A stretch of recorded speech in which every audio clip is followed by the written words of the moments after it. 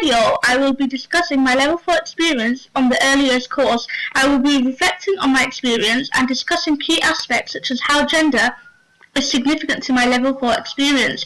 I will also be considering ways in which my experience outside university is influenced.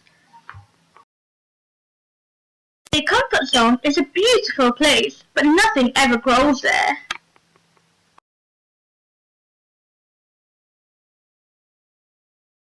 Silver documented in the effective provision of preschool education project that earlier settings are run by critically reflective, well-qualified staff were more effectively run, more reflective and more open to change.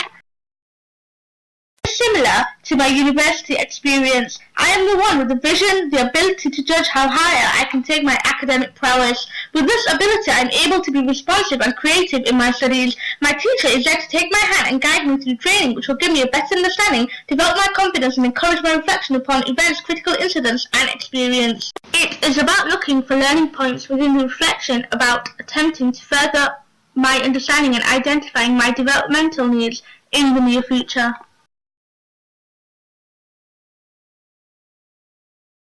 What is the definition of reflection? This definition came from Dewey, who discusses reflection in the light of professionalism, which was developed further by Scone into a process called reflective practice. Scone discovered two types of reflection: reflection on action and reflection in action.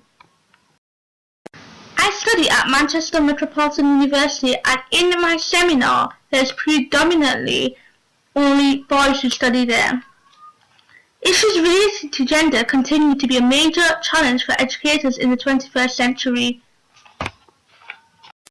In early years, we are taught that adults help children to learn. The more we are aware of our practices, like what we do and why we do it impacts on children and their learning, the more we reflect and learn and develop our practice, the more effective it will be. This is developing our pedagogy. To assist yourself in university, it is very important to gain experience from outside of the university. As I had to attend placements during the year, I had to be confident and help out at the nursery as much as possible. I was fortunate enough to gain some experience whilst working in nurseries during school and college. Also, I was learning about looking after young children throughout my course. I gained some insight on them whilst working as a babysitter, and this helped me very much so. After seminars or tutorials, me and my friends formed a study group to gain some new ideas and get academic help.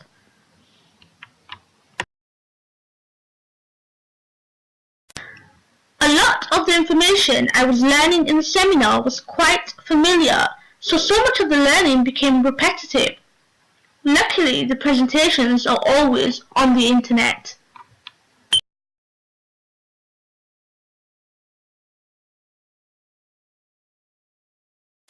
Your student union provider will be able to give you advice on local groups who need volunteers. This is a great way to meet new people and to do something worthwhile. Also, it helps to build your skills and enhance the CV. Issues pertaining to gender continue to be a major challenge for education in the 21st century. Being a woman and choosing early years education is a relatively easy decision in comparison to boys, as our inherent qualities draws us closer to the more caring-like jobs. An article by Rachel Baker on childcare is not just a woman's job suggests that to get more men to work in the childcare industry, the Preschool Alliance believes that career advisors need to promote childcare as a profession for both boys and for girls. I have learned various different aspects in my early years and childhood studies course. I have learned to up my academic knowledge, the importance of attendance, and how experience supports my learning. As a result of what I have learned so far, I will make sure to use my academic knowledge in Level 5. Also, I have learned to do a lot of reading in order for me to expand my knowledge and gain higher marks.